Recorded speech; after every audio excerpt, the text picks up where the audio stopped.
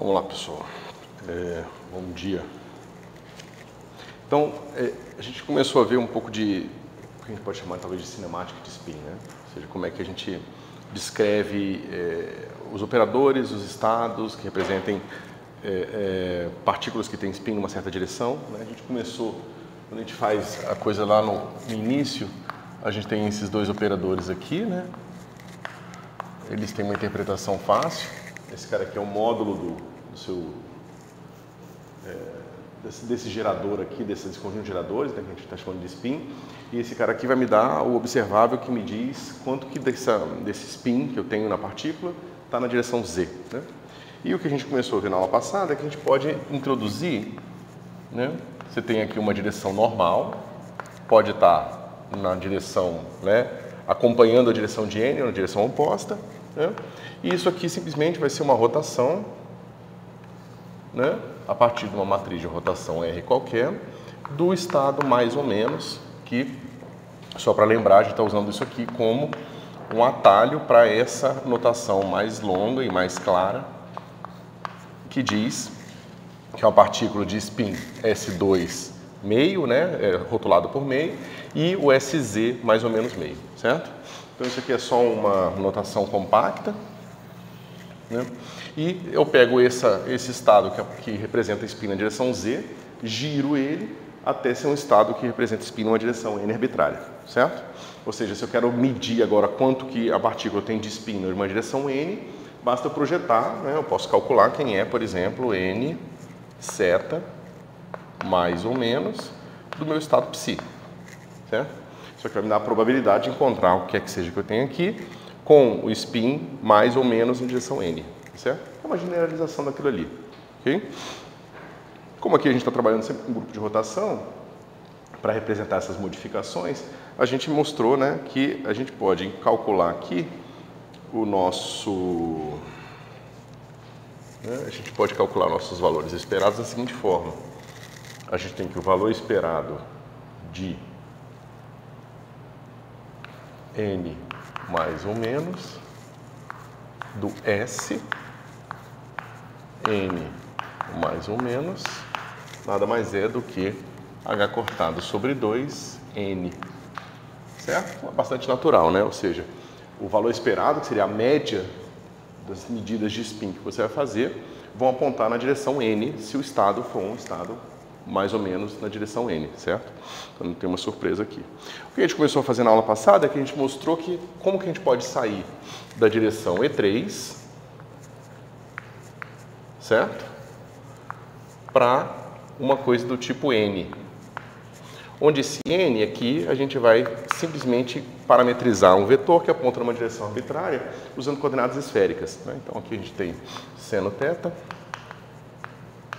cosseno φ, seno θ, seno φ e finalmente cosseno θ, certo?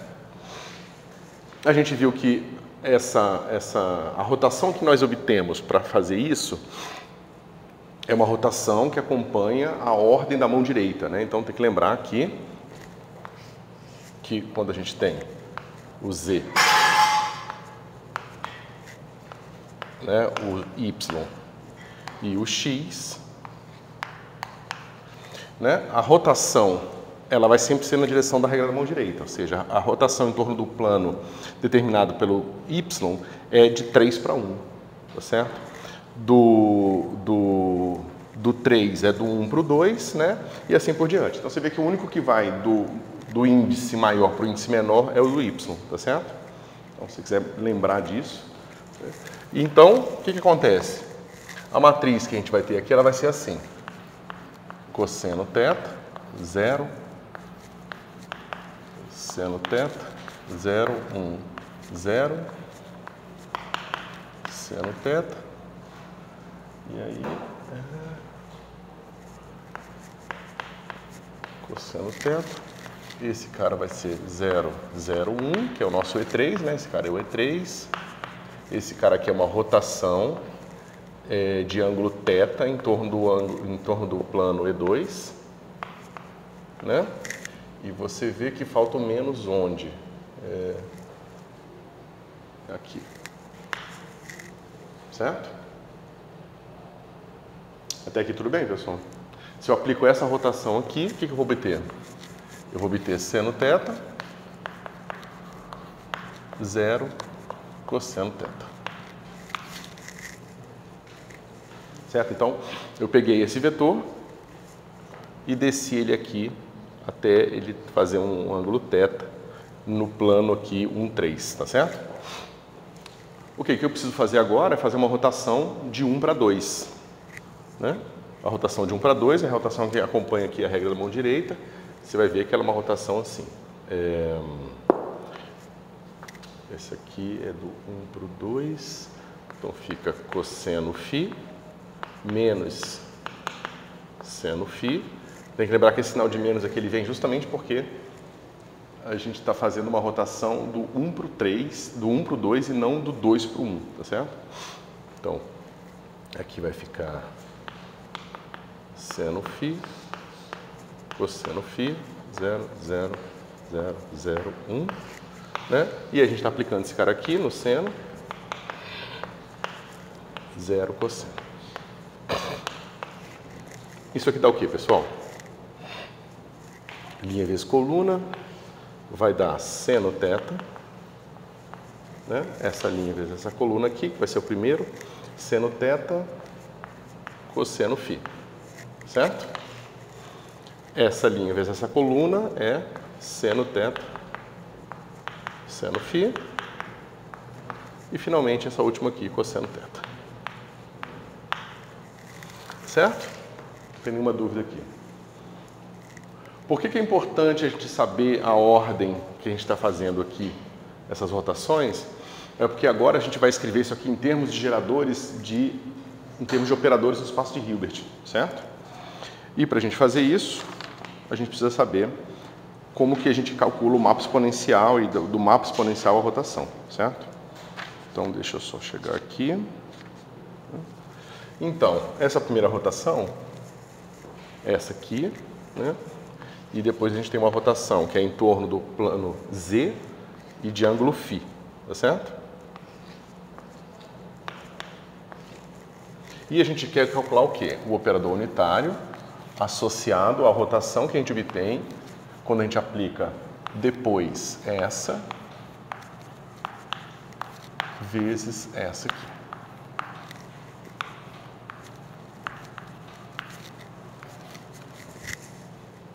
Ok? Bom, mas como isso aqui é um grupo, a gente sabe que isso aqui é isso aqui. R, Φ, E3, U, R, θ, E2. Certo?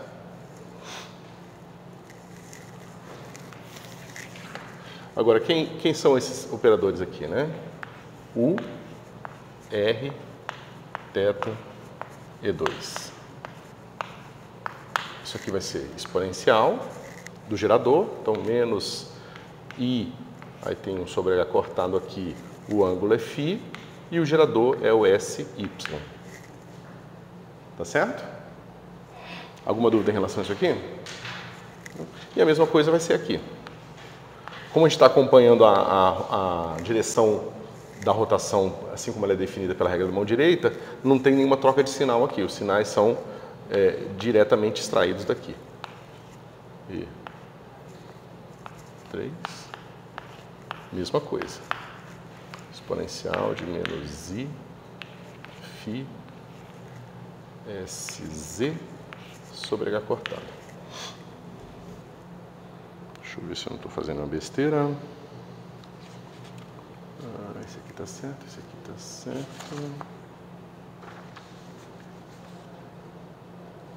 Ok. Menos está ali.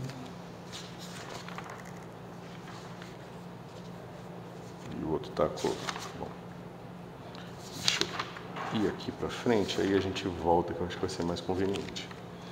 Então tá, pessoal, vamos escrever essas duas matrizes aqui, né? Então, a gente sabe que SI nada mais é do que H cortado sobre 2 sigma I, certo? Então, esses nossos operadores aqui, ó, nosso U do R, θ e 2, nada mais é do que exponencial de menos I θ sigma y sobre 2. E esse cara aqui, φ E3, vai ser igual ao exponencial de menos I φ sigma z sobre 2, tá certo? Bom, pessoal, a gente fez essa continha na aula passada e esse cara vai ficar, deixa eu só pegar o sinal aqui direitinho, esse primeiro aqui, vamos escrever mais uma vez, R, θ, E2, esse cara vai ficar assim, cosseno, θ sobre 2, esse é cosseno θ sobre 2, aí aqui é, onde é que eu fiz? Depois a gente faz de novo, mas eu acho que eu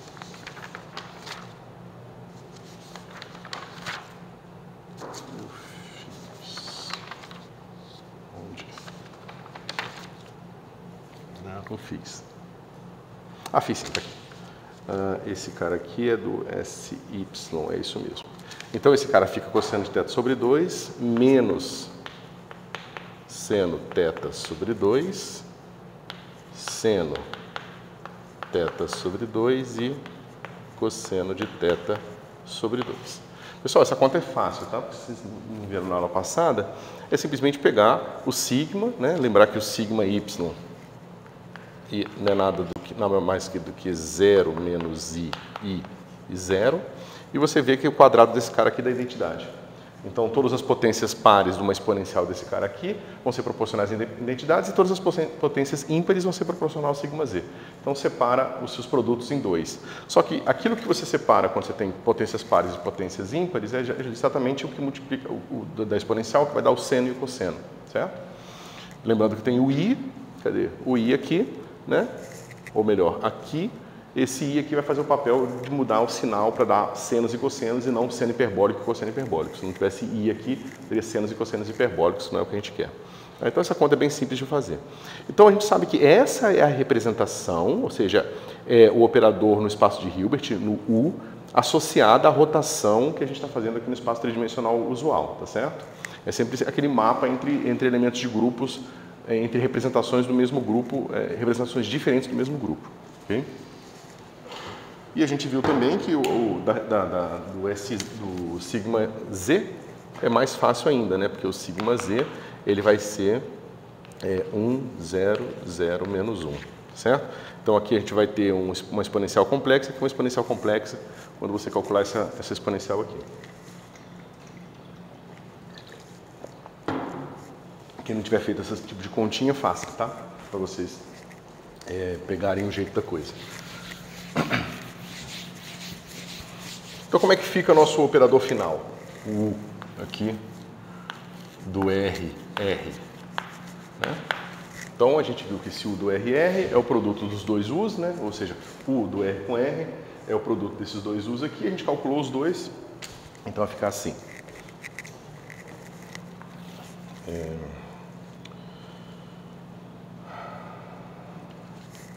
Exponencial de menos I φ sobre 2, 0, 0, exponencial de I φ sobre 2, que faz o produto com a matriz cosseno de θ sobre 2, seno de θ sobre 2, menos seno de θ sobre 2 e cosseno de θ sobre 2, que vai ser simplesmente... Cadê você?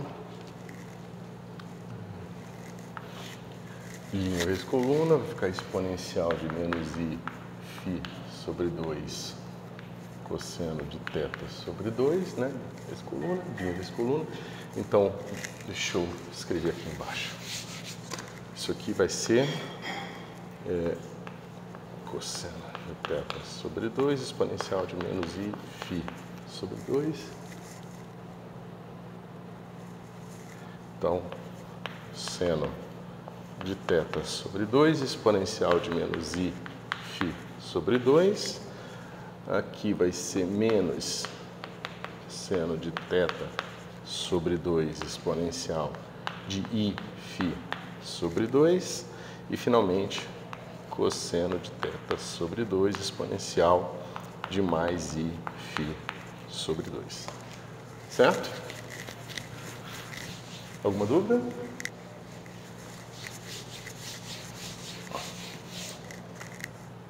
Bom.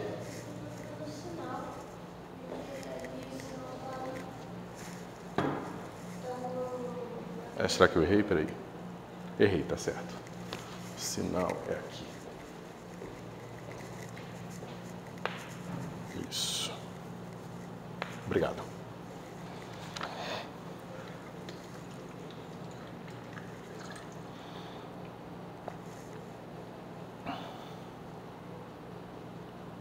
Peraí.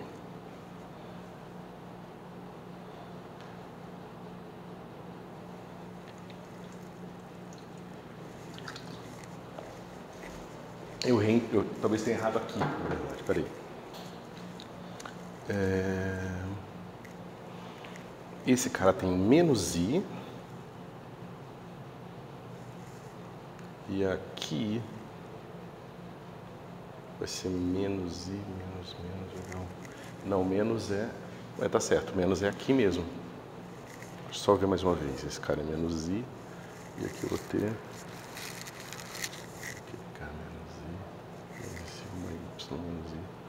Vai dar menos aqui, tá certinho.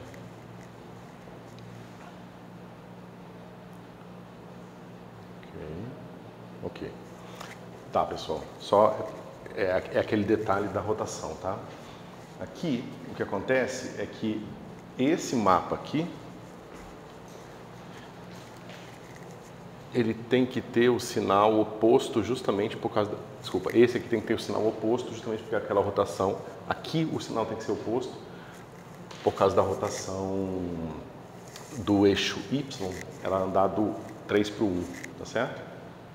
Para a gente fazer ela andar 3 por 1, tem que estar com um mais aqui.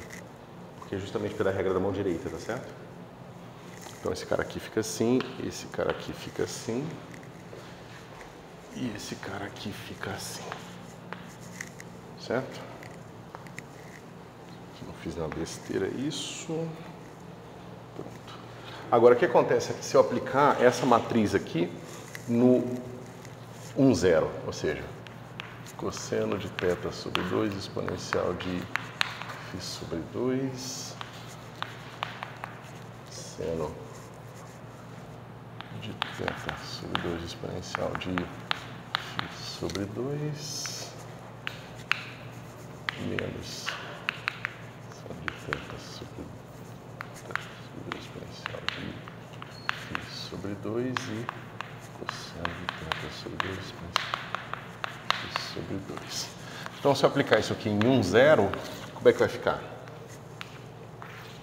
Vai ficar cosseno θ sobre 2 exponencial de φ sobre 2, né? E agora menos seno de θ sobre 2 exponencial, aqui é menos I φ sobre 2. Tá certo? Então esse aqui, pessoal, é o espinor, né? N mais, tá certo? É o espinor que aponta na direção N seta, tá certo? Se eu tivesse feito com, vou botar uma vírgula aqui, eu poderia ter feito esse cara aqui, né? E aí eu obteria o quê? Linha vezes coluna, vai dar seno aqui. Isso, linha vezes coluna, vai dar seno de θ sobre 2, exponencial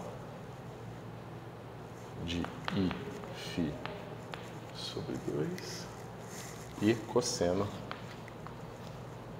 de θ sobre 2, exponencial de menos I φ sobre 2. Tá certo? Isso aqui funciona, pessoal? O que vocês acham?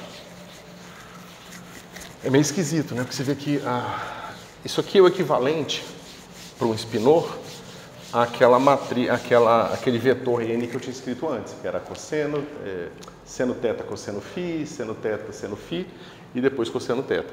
Então, do ponto de vista do spinor, eu tenho esse cara aqui ou esse cara aqui, certo? São ambos estados parametrizados pelos mesmos ângulos, tá certo?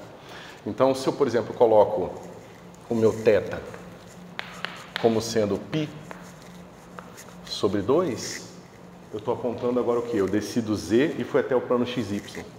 Então, se eu faço isso aqui e φ igual a zero, o que eu tenho que obter?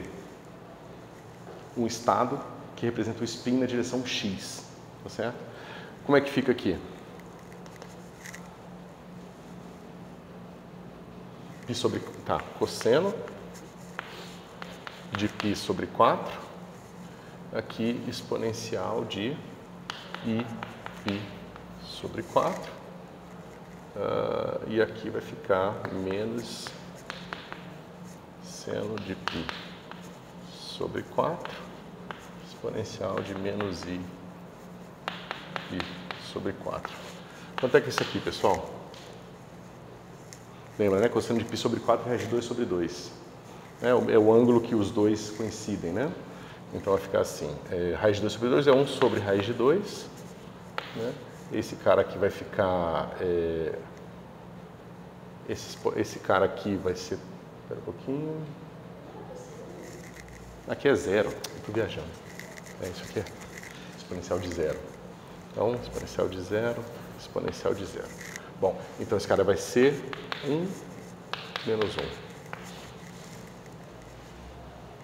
Tá certo? Será que eu fiz isso aqui ao contrário?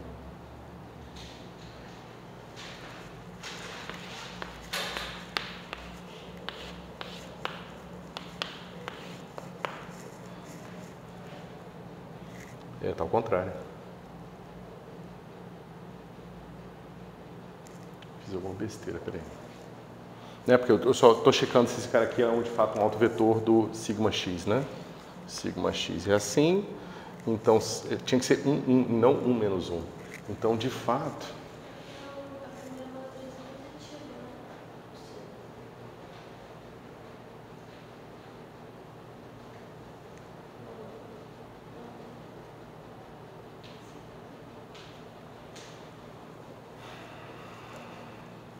eu vou checar os sinais, tá? Mas eu acho que eu errei aqui mesmo. Eu acho que a convenção correta era o contrário mesmo. Eu vou checar depois eu explico para vocês, tá? De qualquer forma, aqui é mais. E aí vai ficar mais aqui e esse cara vai ficar com menos aqui. Acho que é isso. Isso. Aí aqui fica 1, porque 1, a hora que eu aplico essa matriz aqui, que é o sigma x, você vê que isso aqui vai dar 1. Não muda nada. E se eu tivesse mais ou menos aqui, vai ficar, ó, esse mais ou menos vem para cá, né? Só que isso aqui é igual a mais ou menos 1 vezes 1 e mais ou menos 1. Certo? Você vê que isso aqui, cara, aqui é um autovetor com alto valor mais ou menos 1. Certo? Se você agora multiplicar todo mundo por h cortado sobre 2, esse cara aqui vai virar o sx, né? Aí vai ter um h cortado sobre 2 aqui, e aqui vai virar mais ou menos h cortado sobre 2. Certo? E aí dá o que a gente deveria obter antes. Acho que eu errei na convenção ali do sinal da rotação do y, acho que não tinha aquilo que eu falei para vocês. Mas eu vou checar e trago para vocês. Bom, então vocês veem que está tudo fazendo sentido, né? Se a gente escolhe aqui uma representação ou outra, a gente encontra os spinores corretos, tá certo? Pelo menos aqueles que a gente pode obter diretamente resolvendo problemas de autovetores e autovalores. Ok?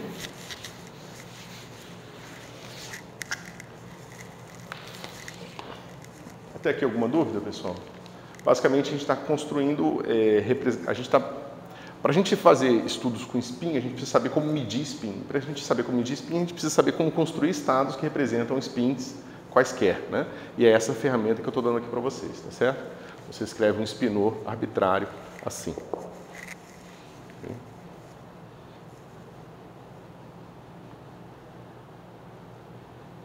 Eu errei o sinal aqui nas minhas notas.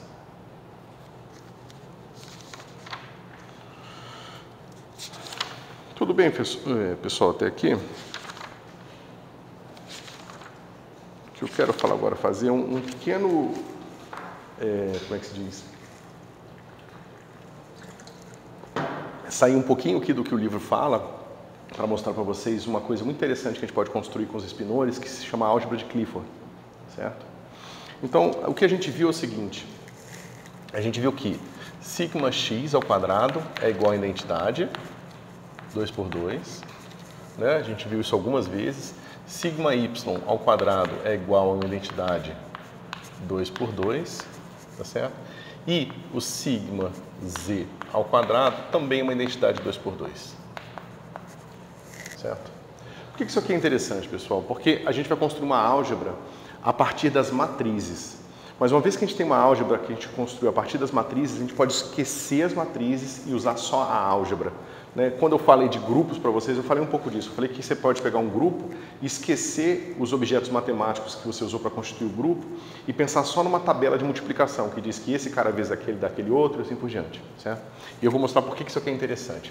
A gente tem outra propriedade aqui que é legal, que é a seguinte. Sigma x, sigma y vai ser 0, 1, 1, 0, 0 menos i, 0, certo?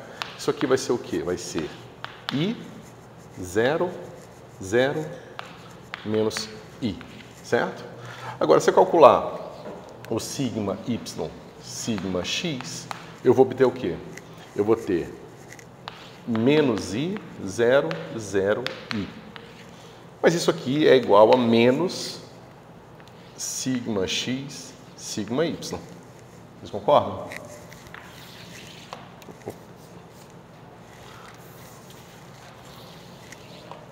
Tá certo? Isso aqui é menos sigma x, sigma y.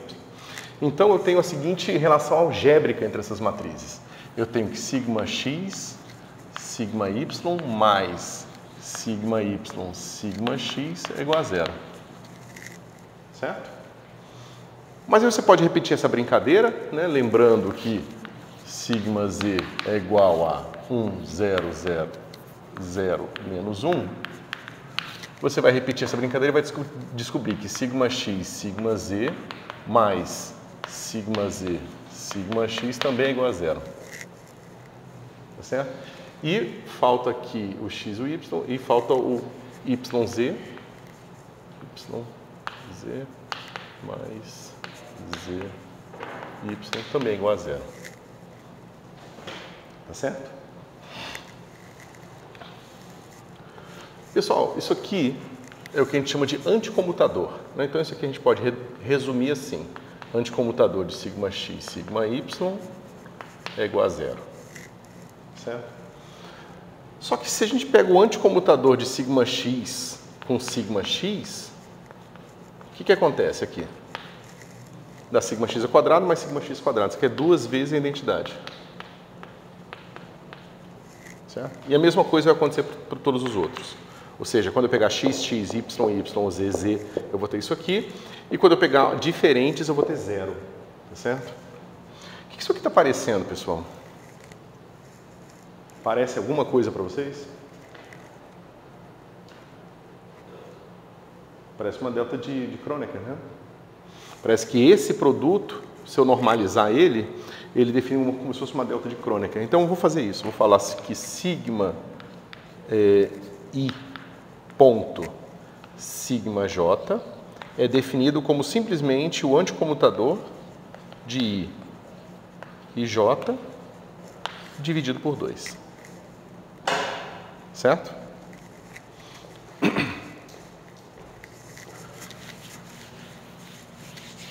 Bom.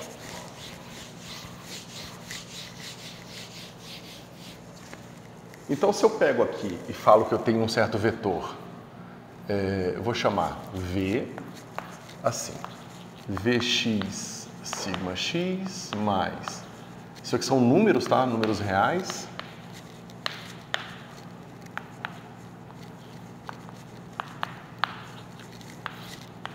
São todos números reais. Sigma Z. E aí eu tenho o equivalente para o U. Eu tenho um outro vetor que eu vou chamar U. Veja, eu estou chamando essa matriz V, isso aqui é uma matriz, né? O número real vezes uma matriz, mais o número real vezes uma matriz, mais o número real vezes uma matriz, vai dar uma matriz. Eu estou chamando esse cara de vetor porque a gente vai ver que a gente pode, pelo menos, extrair desses vetores o produto interno deles, né? Usando aquela álgebra que a gente está mostrando lá. Então, a gente tem a mesma coisa aqui. Eu vou ter soma de UI sigma I, onde I vai ser de 1 até 3, né? Onde 1 é x, 2 é y e 3 é z. Certo? O que acontece se eu calculo agora V.U? É fácil, né? Da soma de IJ, aí eu vou ter VI UJ, aí eu vou ter agora sigma I ponto sigma J. Mas a gente já viu que quando o sigma I coincide, vai dar identidade, porque eu dividi por 2, mas quando forem diferentes vai dar 0. Certo? Então, isso aqui vai dar soma sobre I de VI UI. Então parece que tem alguma coisa que está sendo carregada por essa álgebra que tem uma relação direta com a métrica euclidiana no espaço tridimensional. Porque aquilo ali é a métrica euclidiana no espaço tridimensional. Ela mede o tamanho e os ângulos dos vetores, certo? Mas a gente pode fazer outra coisa. Aqui, a gente pegou essas matrizes e calculou o anticomutador. E se eu calcular o comutador, o que acontece? A gente já sabe o que vai acontecer, né? A gente já sabe do seguinte, a gente sabe que SI SJ vai ser igual assim, soma H cortado, IH cortado, soma sobre K, Levi-Tívida, IJK, SK. Certo? Aqui eu tenho H cortado sobre 2, aqui eu tenho H cortado sobre 2, aqui eu tenho H cortado sobre 2. Então vai ficar assim, H cortado ao quadrado sobre 4, sigma I, sigma J. Aqui eu vou ter IH cortado sobre 2, esse I aqui, soma IJK, sigma K, certo? Aqui é o quadrado, porque tem esse H cortado, mas o H cortado sobre 2 que vem daqui. Então, eu vou normalizar esse negócio aqui, vai ficar assim, ó. Sigma I, sigma J, sobre 2 é igual a I, soma IJK, sigma K. Tá certo? Você poderia pensar, bom, então uma coisa estranha está acontecendo aqui, pelo menos com a parte do comutador, né? Porque parece que o comutador de I com J está me dando K, né? Ou melhor, de 1 com 2, né? A gente vai pegar aqui o comutador de X com Y, que foi a conta que a gente já fez ali, dividido por 2, vai dar I sigma Z, certo? Foi o que a gente encontrou aqui. I sigma Z, certo? A gente soma e divide, né? Soma o cara com ele mesmo, depois divide por 2, por isso que dá só isso aqui mesmo. Aí você poderia falar, bom, então parece que isso aqui não me remonta a nada do que eu esteja acostumado na minha geometria tridimensional no espaço euclidiano. Mas na verdade, remonta sim, porque isso aqui tem um I aqui, ó. E no espaço euclidiano, você não tem um I, não é um espaço complexo. Os componentes dos seus vetores são componentes reais, né? Isso aqui são números reais, certo? Então, na verdade, esse cara aqui é um novo vetor. Esse cara não é simplesmente esse cara aqui, ó. Não pode ser interpretado como uma componente na direção Z. Ele tem que ser interpretado como uma coisa nova. E, de fato, ele é, tá certo? E a gente pode ver, então, que além do x, do y, do z, do sigma x, do sigma y e do sigma z, você vai ter i vezes esses vetores, tá certo? E por que isso é interessante?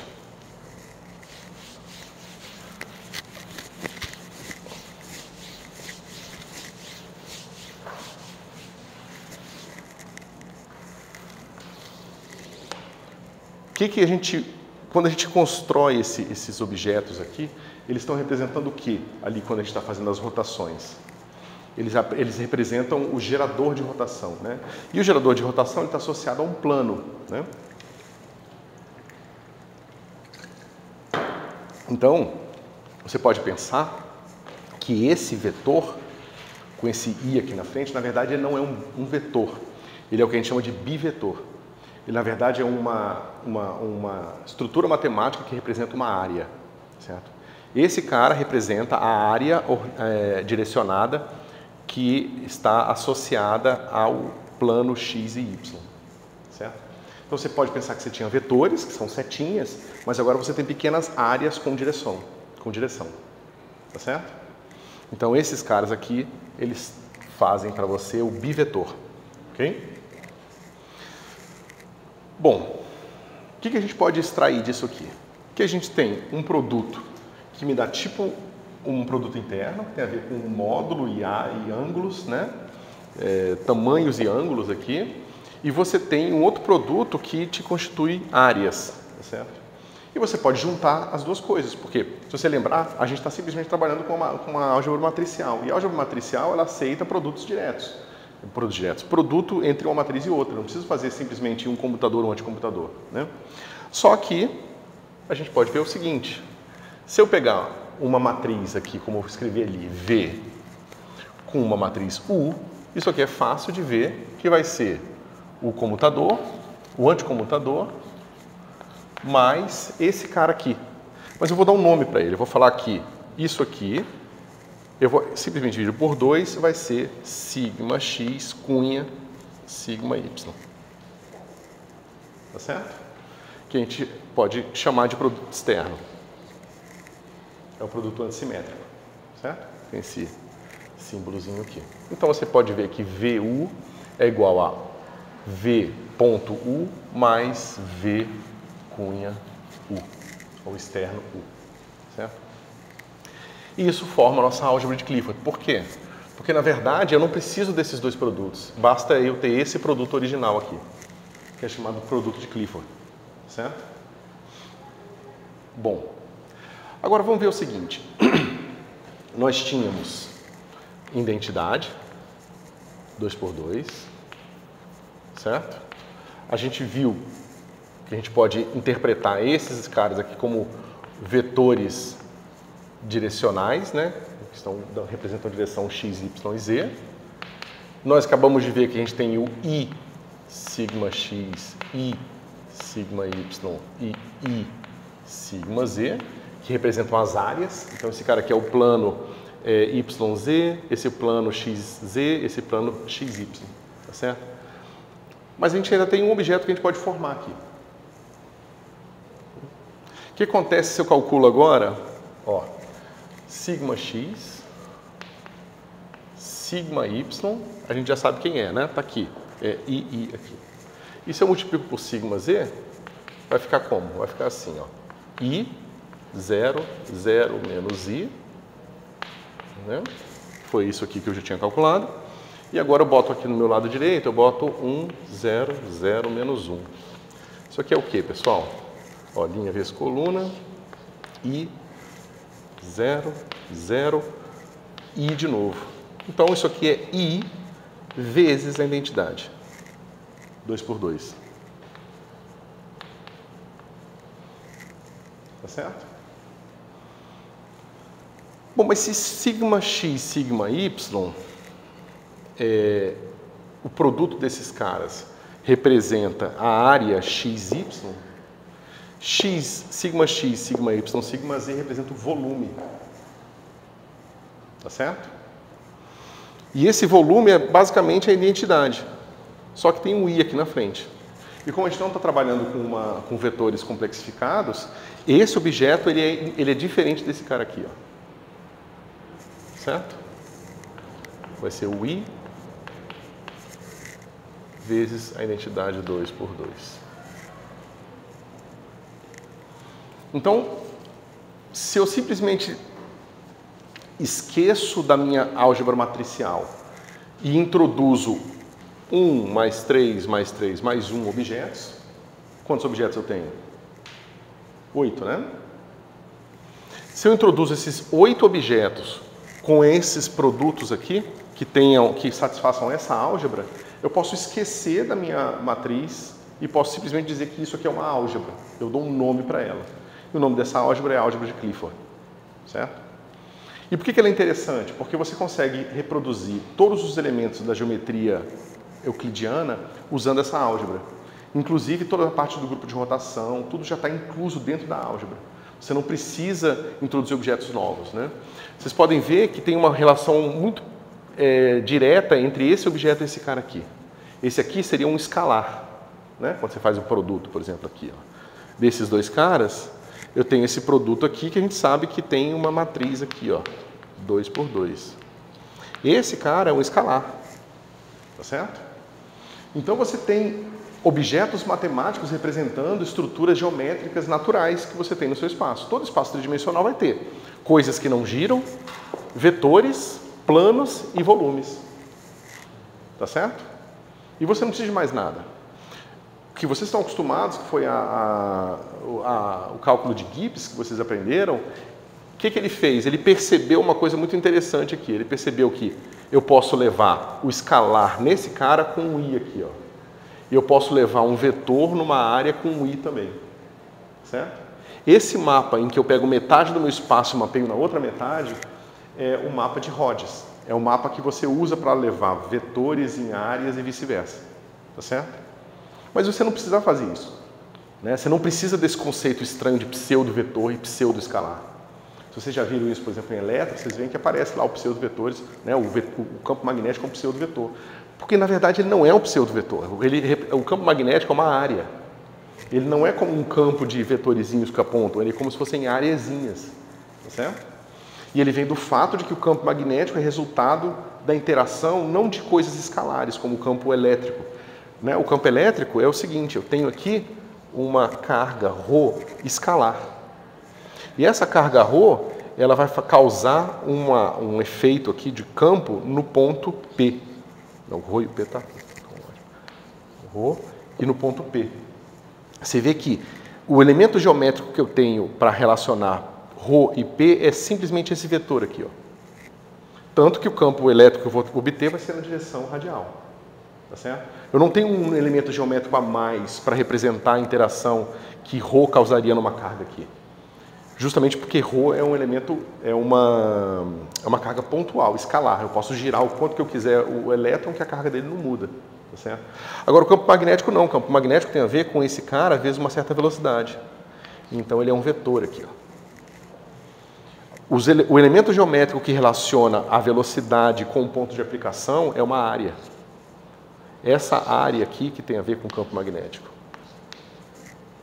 Se vocês forem lembrar, o campo magnético você calcula através de um produto vetorial entre esse cara aqui e o ponto de aplicação.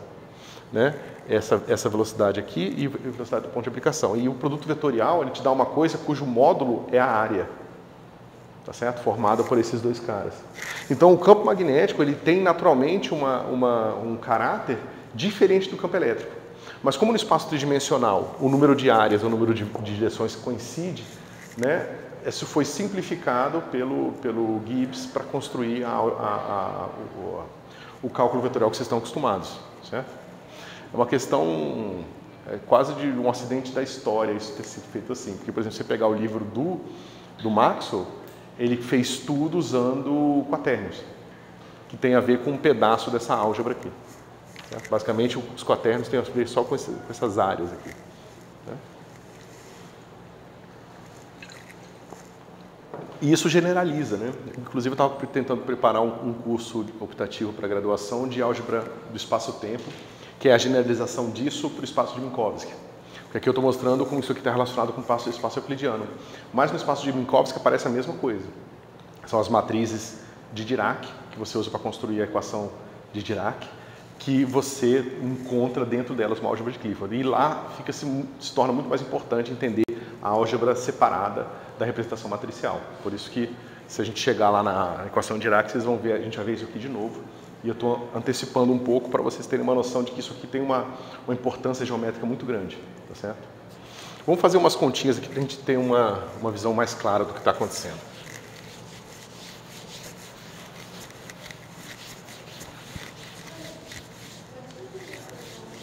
Posso.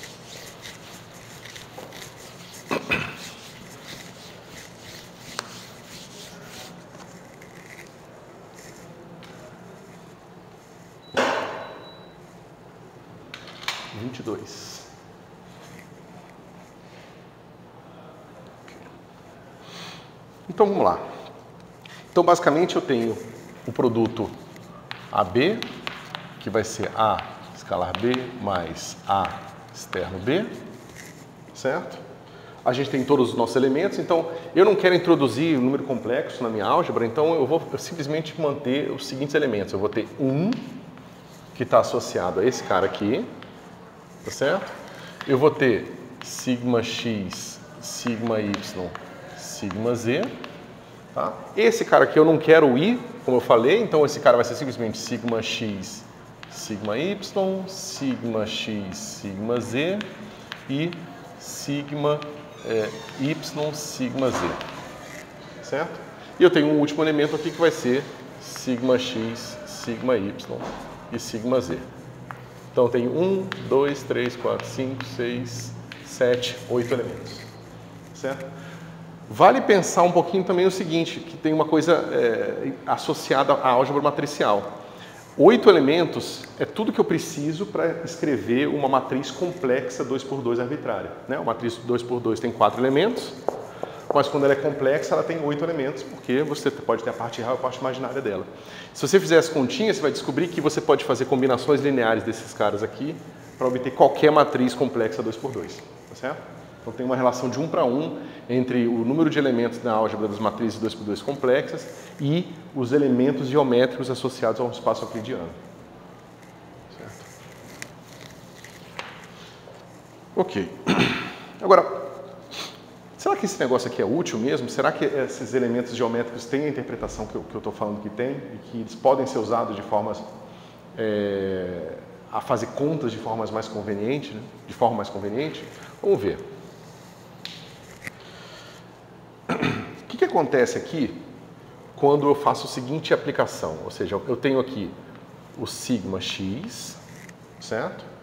Se eu multiplico esse cara aqui pela área sigma x, não é ponto, não, é só multiplicação normal.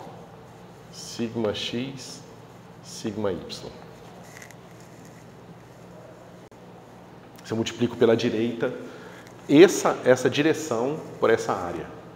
Eu estou falando área, pessoal, porque veja, sigma x, sigma y é igual a sigma x, sigma y menos sigma y, sigma x sobre 2. Mas a gente já viu que esses caras anticomutam, então se eles anticomutam, se eu trocar a ordem deles, eu ganho um sinal de menos. Então perto do 2 aparece o 2 com 2 e vai simplesmente descer sigma x, sigma y. Certo? Então a área pode ser escrita assim, certo? Mas isso aqui dá quanto, pessoal? Sigma x é a identidade, né? Então é simplesmente 1 na nossa representação. Então isso aqui dá sigma y. Aí você pode pensar, bom, e o que acontece com y? Vou botar um quadrado aqui. Então se eu pegar o meu sigma y com o meu sigma x, sigma y, esse cara vai ficar como? Veja, é fácil, né? Esse cara anticomuta com esse, troca de sinal. Aí sigma y dá 1, então esse cara vai dar menos sigma x. Mas olha, eu tenho alguma coisa que leva sigma x e sigma y em menos sigma x. Está fazendo um giro, né? Está fazendo um giro de 90 graus. Certo? Será então que esses caras aqui podem ser usados dentro da álgebra para representar rotações? Então, a pergunta é essa. A gente responde da seguinte forma. A gente pode calcular exponencial de menos θ sobre 2, sigma x, sigma y. Aí eu boto aqui o sigma x, θ sobre 2, sigma x, sigma y. Né? Faltou exponencial aqui. Por que eu posso tirar exponencial desses sigmas? Porque eu sei calcular todos os produtos dele, eu tenho a álgebra completa dos sigmas, eu posso calcular todas as potências possíveis, né? O que acontece aqui, pessoal?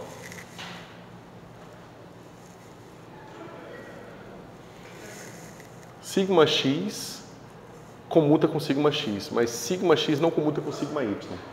Se eu tiro esse cara para cá, é a mesma coisa de eu mudar o sinal aqui do expoente, certo? Então você vê que o sobre 2 aqui ele vai ser importante, tá? Tem que ter sobre 2 aqui, porque a hora que eu passar esse elemento da álgebra por esse aqui e passar para cá, na comutação muda o sinal do expoente. Então, mudando o sinal do expoente, vai ficar assim, exponencial de menos θ sigma x, sigma y, e aqui sigma x. Certo? Mas isso aqui, pessoal, ó, sigma x, sigma y ao quadrado vai ser igual ao quê? Sigma x, sigma y, sigma x, sigma y. Se eu anticomutar esse aqui, troca o sinal. Mas aí vai ficar sigma x, sigma x, sigma y, sigma y, que é 1. Então vai ficar menos 1. Então esse cara aqui ao quadrado é menos 1. Você vê que isso aqui é como se fosse um elemento, uma identidade, um elemento de uma álgebra complexa, certo? Um elemento imaginário. Mas os outros também vão ser elementos imaginários de uma álgebra complexa, né? O sigma x, sigma z, o sigma z, sigma... bom, todas as combinações de x e y e z, certo? Então, eu faço aquela continha ali.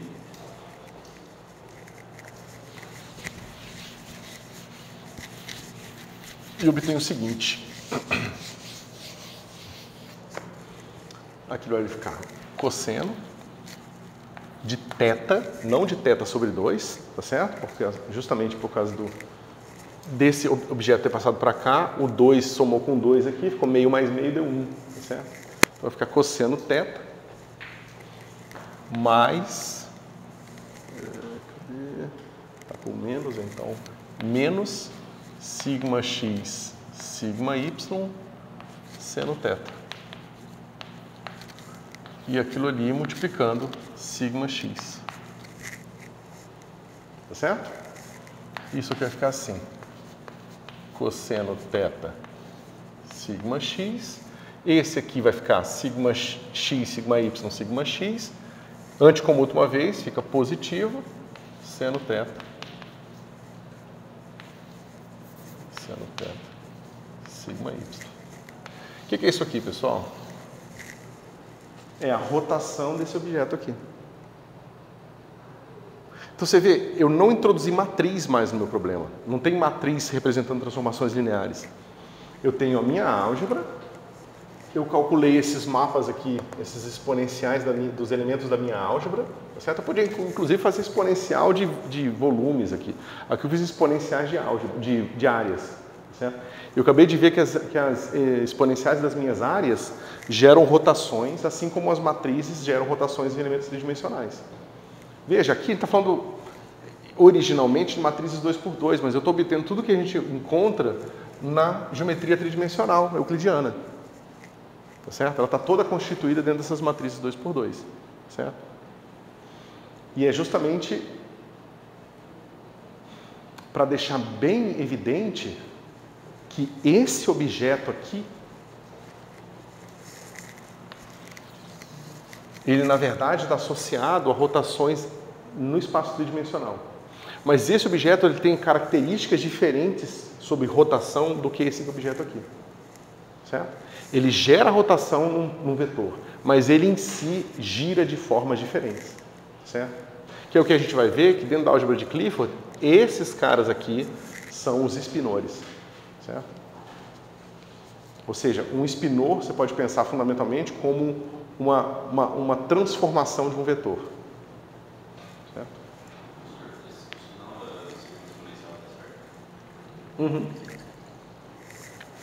É negativo aqui e positivo aqui.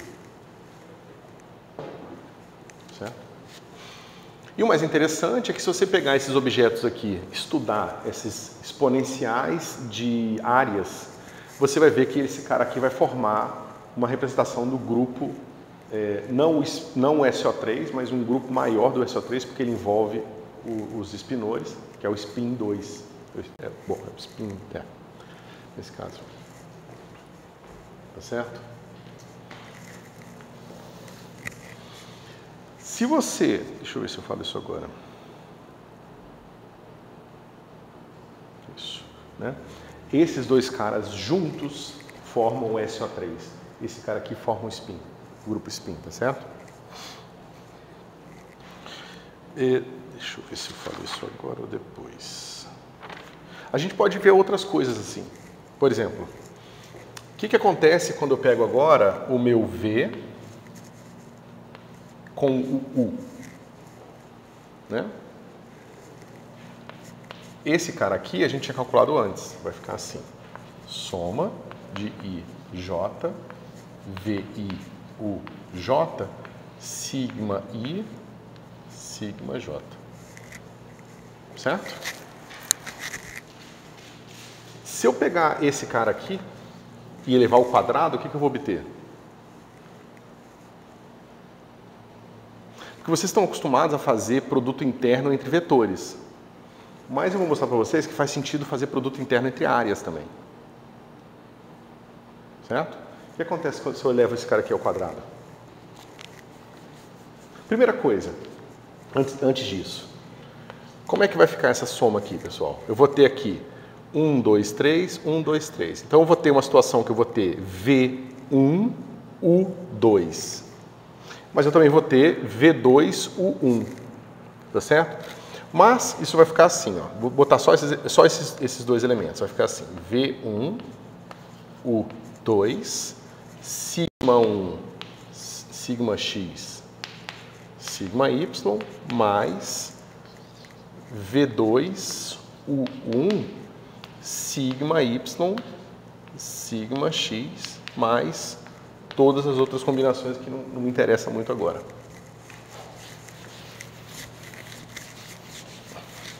Mas veja, sigma x, sigma y é igual a menos sigma y, sigma x. Então, se eu coloco tudo junto, vai ficar assim. VU vai ser assim. V1, U2 menos V2, U1. Sigma x, sigma y. Certo? Aqui é a mesma coisa, vai ficar V... Não, porque eu mostrei para vocês, né, que o externo de x e y é igual a x e v, né, isso aqui, quando for x e y, vai dar sigma x, sigma y. Aqui vai ficar mais 1 U3 menos V3 U1, sigma x, sigma z, mais V2 U3 menos V3 U2, sigma y, sigma z. Quem são esses caras aqui, pessoal?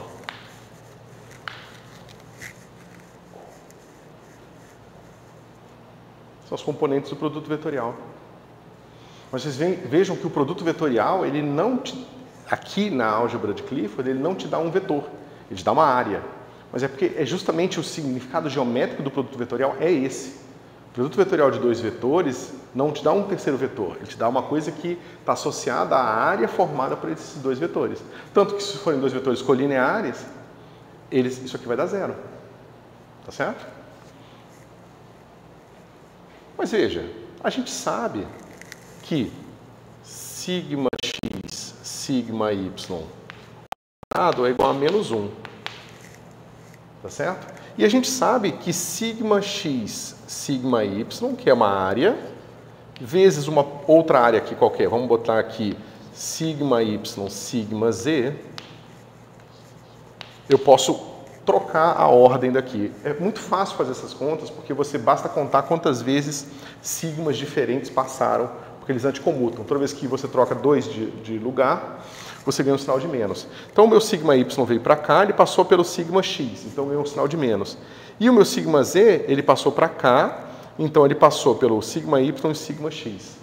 Então eu tive 3 mudanças de sinal. Então isso aqui vai ser menos sigma y, sigma z, sigma x, sigma y. Tá certo? Mas isso aqui, pessoal, se eu jogar para cá, vai ficar assim, ó. Sigma x, sigma y, sigma y, sigma z, mais sigma y, sigma z, sigma x, sigma y, igual a 0. Eu só joguei esse lado para cá. Então você vê que esses caras aqui, eles têm a mesma característica dos sigmas individuais. Eles anticomutam, as áreas também anticomutam, só que o quadrado delas é negativo. Tá certo? Mas isso forma um produto interno também, da mesma forma que a gente tinha para o outro. Ou seja, se eu pego o produto interno desse vetor com ele mesmo, que basta pegar esse bivetor ao quadrado, eu vou ter que o módulo desse bivetor aqui é esse cara ao quadrado, mais esse cara ao quadrado, mais esse cara aqui ao quadrado. Então, a menos de um sinal de menos, isso aqui vai me dar a área, assim como o produto vetorial tem o seu... Assim não, é exatamente pela mesma razão do motivo do produto vetorial ter o seu módulo igual à área formada pelos 2 vetores, o quadrado desse bivetor também tem. Tá certo? Então, vocês vejam que tudo que a gente faz com produto interno e produto vetorial se resume a um produto de Clifford. Você não precisa das 2 coisas. Basta você introduzir um produto de Clifford e tudo aparece naturalmente. Áreas, vetores, rotações, volumes. Você pode reescrever todo o eletromagnetismo em termos de objetos desse tipo aqui. E ele fica extremamente mais compacto, mais simples. Certo? Porque você não está introduzindo esses conceitos desconectadamente. Você está fazendo tudo numa álgebra que já leva em conta toda essa estrutura geométrica. Certo?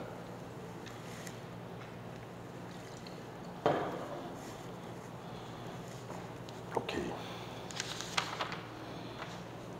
Bom, tem muito para ser dito sobre a álgebra de Clifford, mas eu só quero mostrar uma última coisa aqui antes da gente passar para frente. Ok. Alguma dúvida, pessoal? Alguma coisa que vocês queiram perguntar sobre isso? Eu sei que é uma coisa nova, mas é bastante interessante. E se algum de vocês for trabalhar com física de partículas, principalmente com partículas fermiônicas, vocês vão descobrir que essa álgebra aqui é tudo que vocês vão precisar usar o tempo todo. Certo?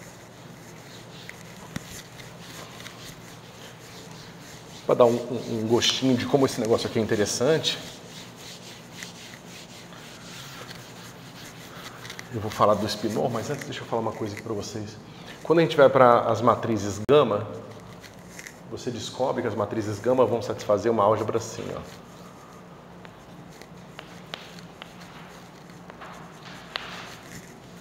Basicamente, você vai ter que gama 0 ao quadrado vai ser menos a identidade, 4×4. A gente viu que os sigmas ao quadrado dava identidade. Quando você vai para as matrizes de Dirac, você tem que o gama 0 ao quadrado é menos a identidade, mais os gama i aqui, onde i agora é 1, 2 ou 3, ao quadrado vai ser mais a identidade, 4×4. Então, na verdade, o que aparece aqui não é mais a métrica euclidiana, mas é a métrica do espaço de Minkowski, que ela é menos 1, 1, 1, 1. Tá certo? E aí você pensa, bom, mas parece que eu estou meio que fazendo isso aqui à mão, não tem nenhuma importância esse cara ser assim, né? Mas veja, a gente viu que esse sigma x, sigma y ao quadrado dava menos 1, certo? E por que sigma x e sigma y ao quadrado ser menos 1 é importante? Porque quando a gente fez aquela rotação, é uma exponencial desse objeto. Esse cara ser menos 1 faz com que isso aqui se comporte como se fosse um número imaginário, uma unidade imaginária. Por isso que dá senos e cossenos. Mas eu falei para vocês que isso aqui representa uma rotação na área x e y, certo? Se eu fizer a mesma coisa agora para gama 0 e gama x, por exemplo? Vai ser gama 0, gama x, gama 0, gama x. Esses caras continuam anticomutando, todos eles. Quando eu trocar de lugar, vai ficar assim, gama 0 ao quadrado, gama x ao quadrado. Só que agora, trocou de sinal, botou menos aqui, porque eu troquei esses dois de lugar, então tem esse menos aqui. Só que gama 0 ao quadrado é menos 1. Então isso aqui tudo vai dar 1. O que significa isso, pessoal? Significa que quando se eu for fazer um exponencial de beta, gama 0, gama 1, esse cara vai dar cosseno hiperbólico de beta mais gama 0, gama 1, seno hiperbólico de beta. É uma rotação com ângulos hiperbólicos aqui que vão do tempo para o espaço. Eu estou rodando do tempo para o espaço. O que é isso, pessoal? Vocês já viram relatividade restrita, né?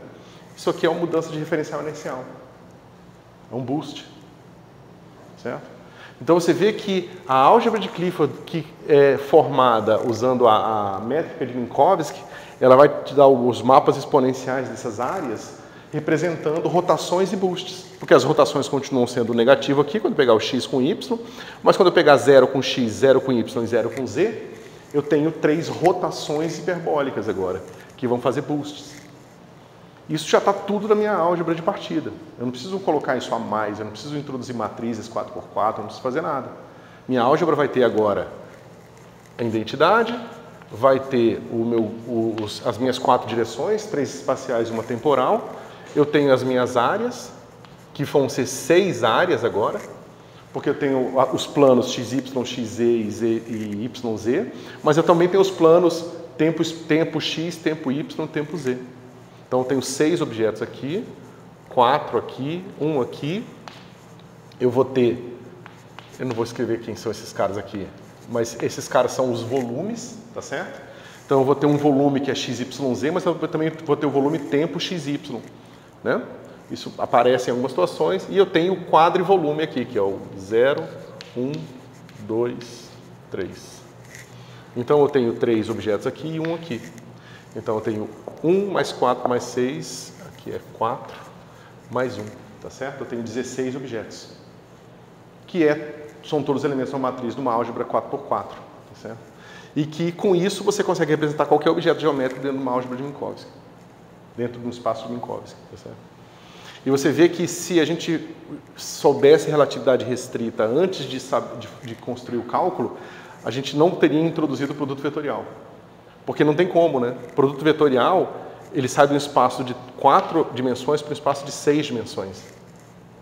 Porque se eu pegar todas as áreas que eu posso formar com esses objetos aqui, eu tenho mais áreas do que eu tenho direções no espaço. Então não dá para ter um mapa de volta para cá. O mapa do mapa de Rhodes, ele vai levar esse cara aqui. E esse cara aqui, e ele leva nele mesmo. Tá certo? Então, não existiria produto vetorial. Ou melhor, o produto vetorial só pode ser definido da forma que é em espaços tridimensionais. Quando você entra em espaço e tempo, você já não tem mais produto vetorial. Certo? Ok.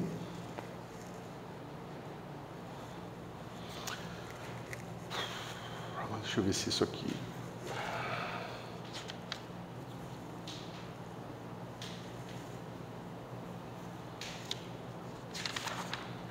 vale a pena. Isso aqui é longo, mas eu acho que não vai ficar complicado demais.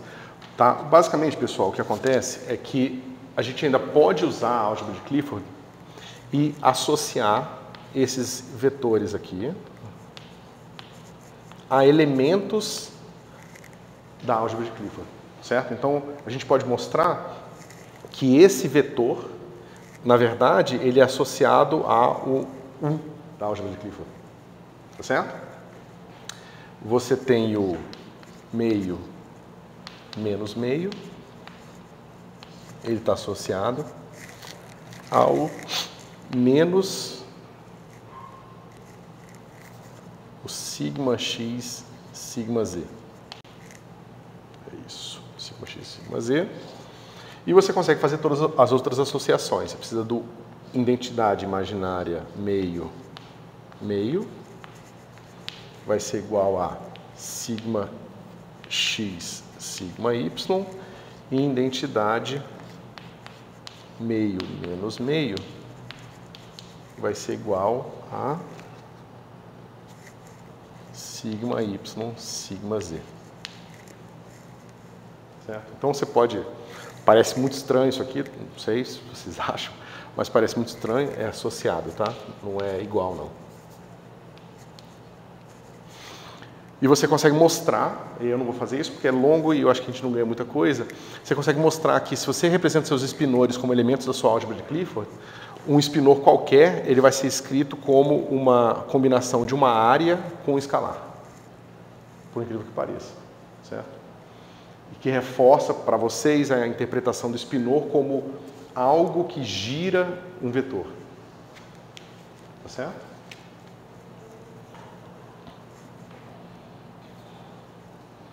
Ok.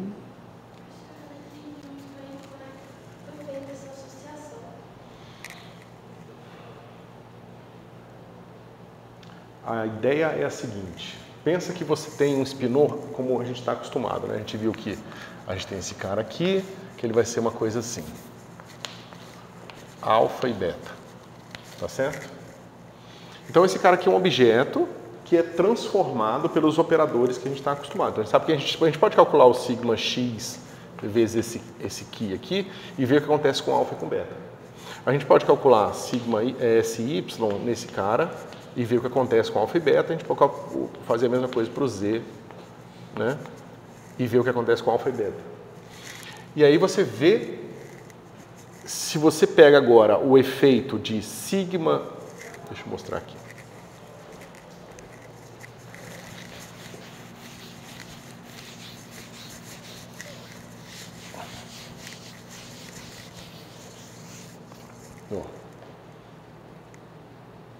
Esses caras aqui, lembra, eles representam rotações no espinor. Né? A gente calculou o exponencial desse cara aqui de menos i, sx, para calcular rotações do espinor. Certo? E aí as rotações do espinor têm a ver com o efeito dessa matriz nessa matriz aqui. É uma matriz 2×1, essa aqui é uma matriz 2×2. Né? Se eu pego a mesma coisa aqui, então eu posso falar o seguinte, eu tenho sigma x, sigma y, que é uma rotação, agora na álgebra de Clifford, atuando no espinor qualquer. Então o meu espinor ele pode ser uma coisa, como eu falei para vocês, identidade, 1 no caso, mais uma certa combinação, que eu botar um alfa, beta, xy, sigma x, sigma y, mais beta, xz, sigma x, sigma z, mais beta, yz, sigma y, sigma z. Certo?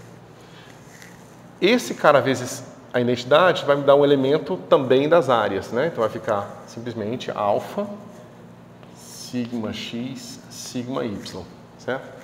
Se eu pego esse cara vezes esse cara aqui, como é que vai ficar? Vai ficar assim, beta, xy,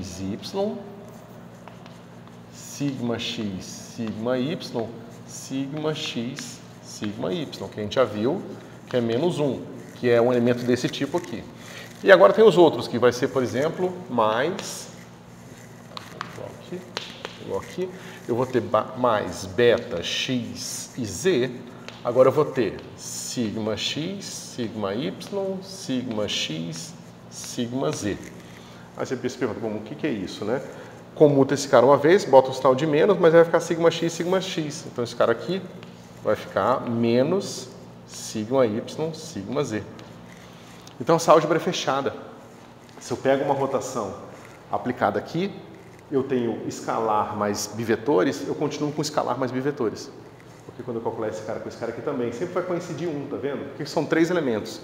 Pares, se eu pego 2 pares de 3 elementos, sempre coincide um. Então, sigma x com sigma y com aqui, com yz, o y vai coincidir, vai dar 1, vai sobrar x e z aqui. Então, você fala o seguinte, bom, será que eu consigo representar essas rotações aqui daquela forma e você encontra o mapa. Sim, consegue. De forma que, se você pega o efeito do sigma x nesse vetor, é o mesmo efeito se eu calcular aqui. Lembra, o sigma x ele é a rotação no plano YZ. Então, é como se eu botasse o sigma z, sigma y, sigma z na identidade, eu vou ter o mesmo efeito que eu tenho ali. Certo? Não dá para ver porque eu não fiz a conta, tá certo? Mas é basicamente esse é o caminho para se mostrar a relação entre espinores, que são matrizes 2 por 1, tá certo? Se você quiser pensar assim, e elementos da álgebra de Clifford. Lembrando que eu tenho 4 possíveis elementos aqui, porque esse cara aqui é um espaço complexo. Então eu tenho alfa, parte real imaginária, e beta, parte real imaginária. Então o espinor, em termos de variáveis reais, ele depende de 4 variáveis reais. Por isso que eu preciso de 4 associações aqui. Justamente, esse espinor ele vai estar associado simplesmente ao 1, esse espinor a um elemento de área, e esses outros dois aos outros 2 elementos de área. Por quê? Identidade, plano XZ, plano XY e plano YZ são também 4 números, tá certo? Então, uma área mais identidade, uma área qualquer, mas identidade tem 4 graus de liberdade, assim como o espinor tem 4 graus de liberdade, tá certo? E isso você poderia imaginar que é uma coincidência, mas se você faz isso na álgebra de Clifford quadridimensional, você vai encontrar os espinores de Dirac, que tem de fato mais graus de liberdade. Que aí no caso dos espinores de Dirac, eles são um pouco mais complicados. Mas é a mesma coisa, é esse objeto, mais esse 6, mais esse aqui. Porque agora quando você faz dois produtos, você faz um produto de 2 áreas, pode calhar de você fazer a área 0, 1 com a área 2, 3. E aí você cai no quadrivolume. Mas você tem o quê? 1, mais 1, 2, mais 6, 8. Tá certo? Que é justamente o número de graus de liberdade de uma matriz 4 por 1 complexa. Que é a mesma coisa aqui, uma matriz 2 por 1 complexa. Tá certo? Então não é uma questão de coincidência, tá certo? Um espinor de Dirac, ele não é uma rotação. Um espinor de Dirac é uma rotação e boost, tudo misturado. Ele é um elemento do grupo de transformações associado à métrica de Minkowski. Certo? Oi? Tipo isso. Tá certo?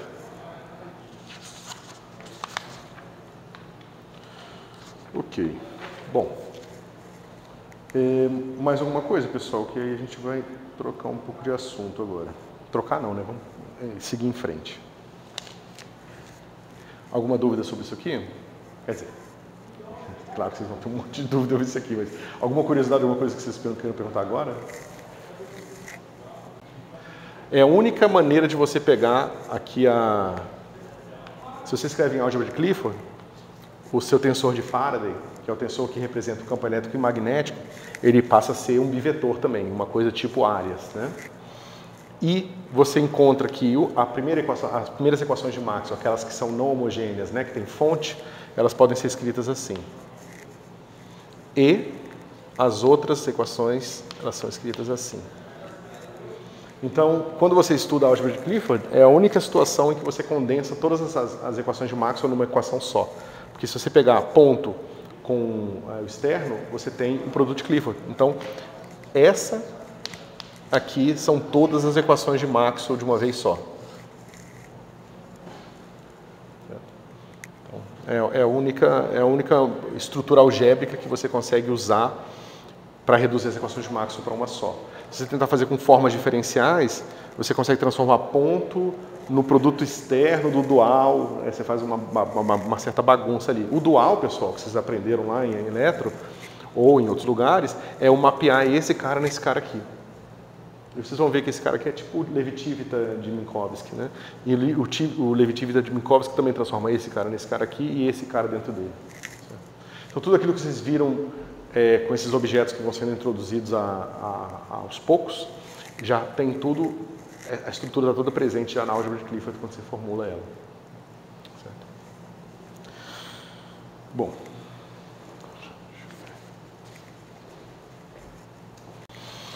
Bom, pessoal, então vamos ver dinâmica, né? A gente discutiu lá no comecinho de spin como que a dinâmica é fatorada, né? Ou seja, se eu tenho aqui uma hamiltoniana que pode ser escrita como uma hamiltoniana que varia, né? Que atua somente na parte espacial, na parte de argumento da função de onda, se você quiser pensar assim, mas uma que só atua na parte de spin, né? De forma que esse comutador aqui é zero. Nós vimos que o propagador, escrito da forma exponencial de menos i delta t h sobre h cortado, pode ser escrito como exponencial de menos i delta t hx sobre h cortado vezes, né, e aqui eu posso separar o argumento, a exponencial da soma como o produto das exponenciais, justamente porque esse resultado aqui é verdadeiro, ou seja, porque esses caras comutam, tá certo? Então, quando eu faço isso, eu vou ter esses dois propagadores separados.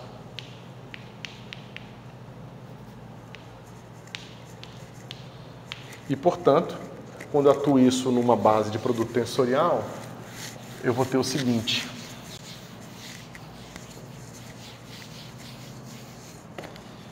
Se eu tenho que o meu psi inicial é um psi x 0 que 0, então a propagação no tempo dessa minha base nada mais é do que exponencial de menos i delta t hx cortado x0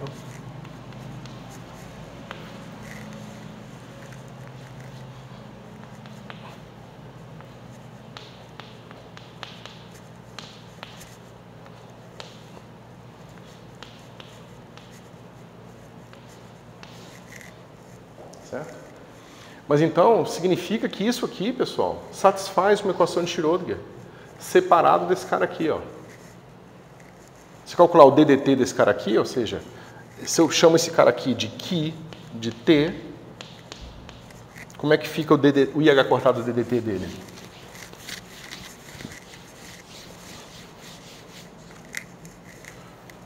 IH cortado de DT de Ki de T vai ser o que? A derivada atua só aqui, o I com menos I dá 1, o H cortado corta, vai ficar assim, HS do Ki. Todo mundo acompanha isso aqui?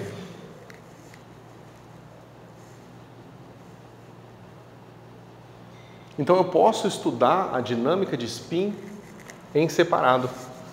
Independente do que esteja acontecendo com a minha função de onda, que pode ser um pacote de onda que está andando para lá, andando para cá, aumentando variância, fazendo qualquer coisa, eu posso estudar só o que está acontecendo com os graus de liberdade de spin, só o que está acontecendo com esses dois caras aqui, sem me preocupar com o resto, tá certo? Contanto que a dinâmica seja separável, tá certo? E que eu esteja lidando com condições iniciais assim. Você poderia pensar, mas isso é um pouco restritivo, né? Na verdade, não. Um psi-zero mais complicado é uma combinação linear desses caras aqui. Então, eu teria que resolver esse problema, essa equação de Schrödinger, para cada um desses Ki zeros, mas basta eu fazer isso para eu ter a evolução temporal de uma situação mais complicada, certo? Bom, agora, a gente precisa entender ou tirar de alguma situação física essa newtoniana aqui, certo? Bom, se vocês lembram, lá de elétron, a gente tem aqui o torque, que você tem numa espira de momento magnético μ por um campo magnético B, né? Desculpa, o torque da espira com o campo magnético é simplesmente dado pelo produto vetorial aqui, certo? Vocês podem lembrar que isso aqui tem uma certa área A, né? Só por simplicidade a gente faz a espira quadradinha, tá certo? E você tem aqui o E1, foi assim que eu botei. Ok? Então, se você pega uma espira, né? Esse aqui é o torque de uma espira de momento magnético μ para um campo magnético B, certo? Se você pega uma espira quadradinha simplesinha assim, a gente pode calcular o momento magnético, né? Igual a corrente I aqui, área A sobre C. Tá certo? Isso aqui eu imagino que não tenha muita dificuldade, né? E aqui, ó, veja, aqui deveria ser a área para cá, né? A corrente está nessa direção, então está saindo aqui do quadro o E1, que é né, na base cartesiana tradicional, é x, y e z. Certo? Então, como é que fica isso aqui, pessoal? Né? Você pode calcular a energia aqui associada ao trabalho realizado por esse torque, tá certo? Então você vai ter que o H de interação, eu estou fazendo esse H tortinho para diferenciar do quântico, tá certo? Isso aqui é o clássico ainda. De interação vai ser igual a integral de t de θ dθ. Tá certo? Aqui eu estou pegando só numa certa direção, então eu estou pegando só t mesmo. Ok?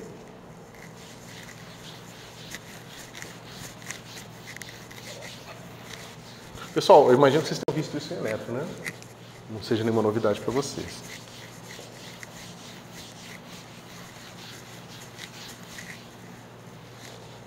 Bom.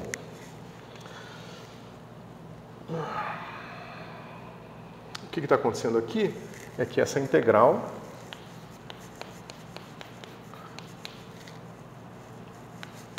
eu já escrevi aquilo lá. Bom, esse cara aqui, pessoal, se eu pegar o módulo desse cara aqui, que é justamente o torque nessa direção, eu vou ter módulo de μ, módulo de B, seno do ângulo entre eles, dθ. Tá certo? Mas quanto é que dá isso aqui, pessoal?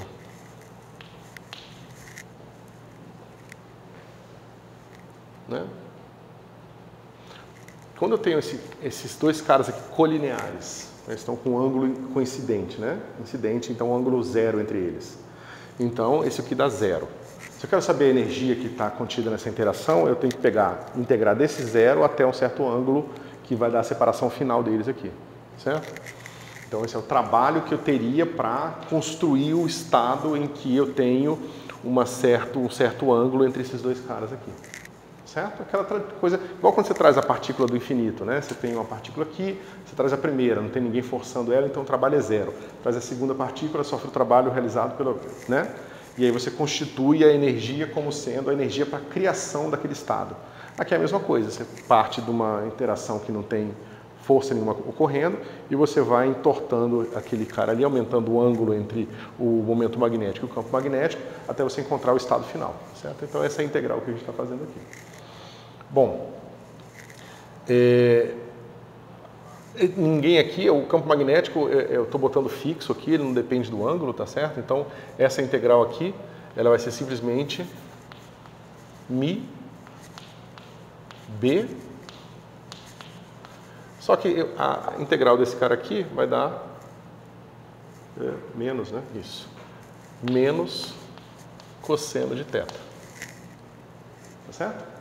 Derivada de cosseno, menos seno, então o menos vai embora.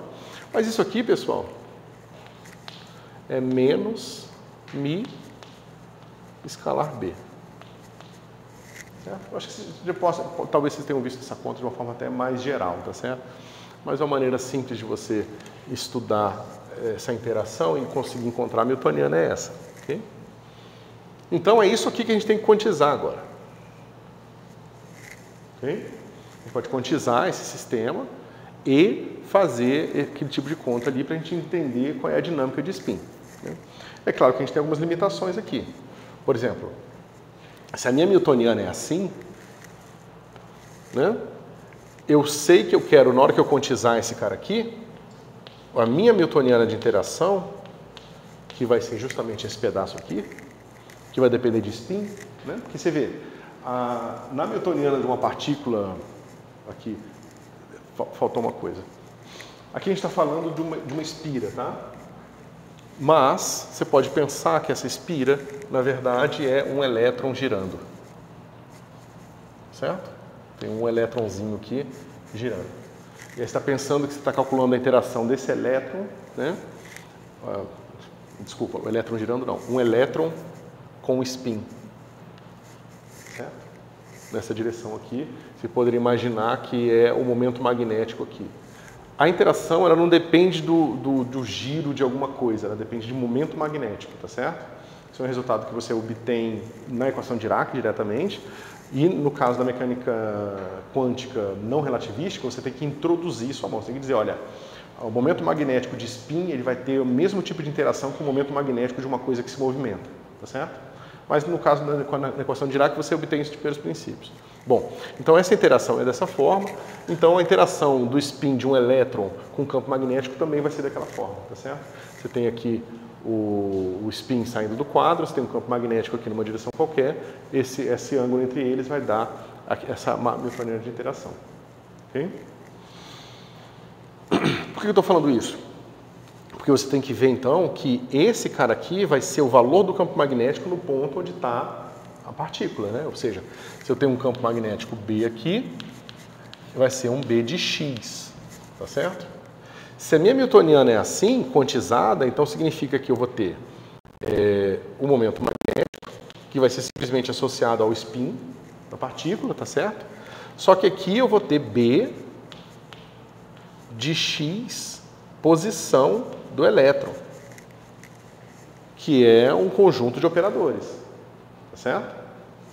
Então, se o nosso campo magnético não for homogêneo, então, claramente, quando eu pegar aqui a minha Hamiltoniana, digamos que, exceto por essa interação, não tem nenhuma outra ocorrendo com o elétron. Isso significa que o meu Hx é igual a P quadrado sobre 2 vezes a massa do elétron. É uma partícula livre para todos os efeitos, tá certo? Se eu quero que esse operador comute com esse operador aqui, eu não posso ter dependência em x aqui. Certo? Mas é bastante natural você pensar isso, né? Ou seja, eu não posso fatorar a dinâmica da posição com a dinâmica do espaço se o campo magnético que gira ou que torce o meu spin depende da posição. Porque na hora que o pacote de onda anda para a direita, o campo magnético que vai forçar o movimento do meu elétron vai ser diferente. Então, eu preciso de um campo magnético constante, tá certo? Ou seja, B igual a um B constante aqui, um B0. Certo? Para que a relação de comutação seja respeitada e eu possa, de fato, fazer essa brincadeira aqui. Certo? Pode pensar de uma forma aproximada também, né? Que, na verdade, o campo magnético ele varia muito devagar, então você pode fazer uma primeira aproximação onde você considera o campo magnético constante, certo? Para entender o que acontece ali. Beleza, pessoal? Então, a gente encerra por aqui e na próxima aula a gente vê esses detalhes aqui de como que esse campo magnético vai fazer o nosso spinor se mexer.